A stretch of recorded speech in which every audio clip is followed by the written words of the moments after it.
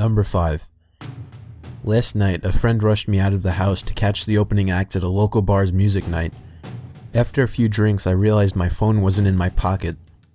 I checked the table we were sitting at the bar, the bathrooms, and after no luck, I used my friend's phone to call mine. After 2 rings, someone answered, gave out a low, raspy giggle, and hung up. They didn't answer again. I eventually gave it up as a lost cause and headed home. I found my phone laying on my nightstand, right where I left it. Number 4. When I was a kid, I was always the last kid to get picked up by the bus driver to go to school. One day I was waiting for the bus by myself and a bus with no kids pulled up. The bus driver smiled and told me to hop on. I just had a bad feeling. I said, "Where are the other kids?" He said, "We will go get them now. Just get on."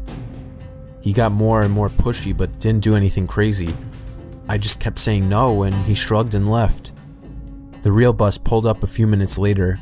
I went to school and my parents didn't know until I mentioned it that night. Looking back, they were pretty worried. I remember them scrambling to make a few phone calls. Number 3. A few years back, I rented an apartment from a friend of mine. He had recently bought it and had it completely renovated. He put it up for sale but couldn't find a buyer, so I offered to rent it in the meantime. After moving in, I realized there was something wrong with the lady next door. She was about 45 but looked much older. She would sit up all night listening to Christian radio shows and talking loudly to someone. It got to the point where I couldn't sleep, so I went over to her place and asked her to keep it down. She opened the door and I got a quick peek. Her walls all had crosses painted on them in different colors, and words like Jesus and angels scribbled everywhere. The windows were painted black, letting no light in at all. It was damp, yellow-stained 50-year-old carpets, dog shit, and cockroaches everywhere. No dog, though. I asked her to please keep it down. She just looked at me and shut the door. Then she turned up the radio even louder. The next night I had my girlfriend staying over. I wake up in the middle of the night and see a shadow of a person next to the bed, looking at us sleeping. I think I'm hallucinating, as I usually do in the dark when I'm sleepy. But then the shadow starts talking. It's my neighbor and she's holding something in her hand. She broke in during the night and who knows how long she stood there. "You should lock your doors at night," she says and walks out. The next morning I hear someone making strange noises below my bedroom window. It's my neighbor talking to herself in tongue.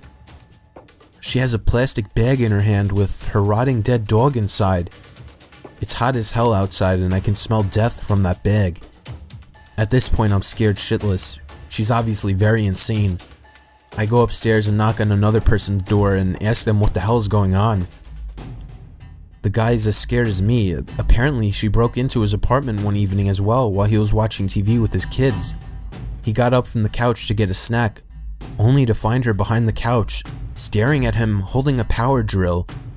Come to think about it, now I know what was in her hand. At this stage, I'm basically shitting myself. I call the cops and they know all about her. Apparently she's a violent schizophrenic and she hasn't taken her meds, but they can't force her or enter her apartment without her permission because she owns it. The only thing they can do is get her when she goes outside.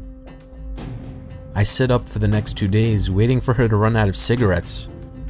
When I hear her leave at 2 a.m. to go across the road to the 7-Eleven, I call the cops. They have 3 cars and a special van over in less than 2 minutes. They restrain her and throw her in the van and drive off to some institution, and in less than a minute, it's like she was never there. I never see her again. Still have nightmares about her looking at me in my sleep. Number 2. I was about 15 minutes from finishing the night shift at work when there was a massive crash on one of the windows in the office, so I get up and go check it out. Someone has thrown quite a sizable rock through one of the windows on the front of the building.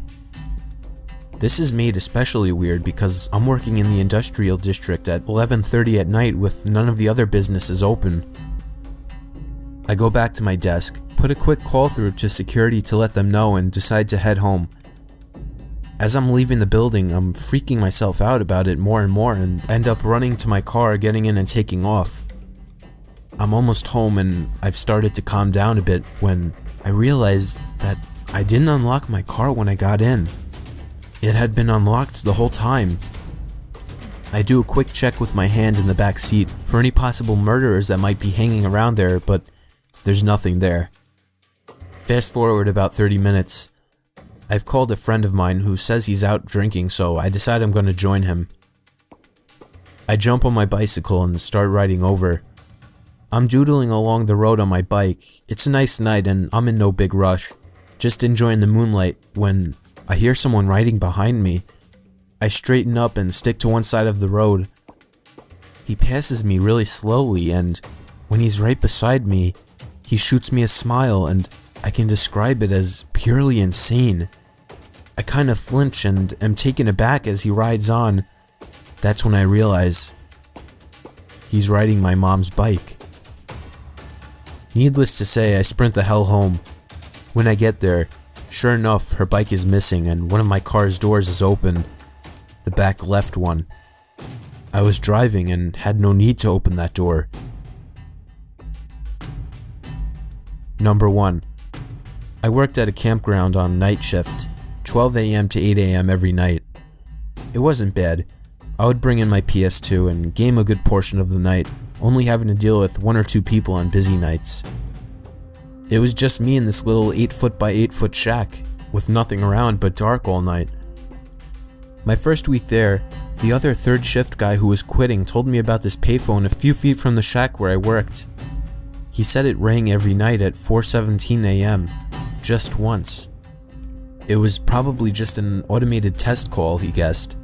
He's never answered it himself. I go for a few months with the job. It was the middle of the summer, so most nights I had the windows closed, so I couldn't hear the payphone go off. Mid-August, I started leaving the windows open during the night. Sure enough, at 4:17 a.m. every morning, the phone would ring once. The ring even sounded creepy, like the payphone was submerged in water and then put where it sat. One night I got up the nerve to answer it. I set an alarm at 4:15 and would go wait at the phone until it rang. When it did, I answered it, but there was no sound, just dead air like someone was on the other line but wasn't answering. I said hello a few times and hung up. I did this every night for a week with the same results. I didn't think anything of it and left it alone after that for about a month. The first week of October, I decided to answer the phone once again. I set my alarm and when the time came, I answered the phone. I repeatedly said hello into the phone. Then I heard what sounded like someone inhaling through clenched teeth. The voice that sounded was rough and sounded like he had gargled gravel. He said my name, my complete name, first, middle, and last. It was a voice I've never heard. My voice caught in my throat and I hung up. I rattled some change into the payphone and hit star 69. The number had come from California. I lived in Indiana.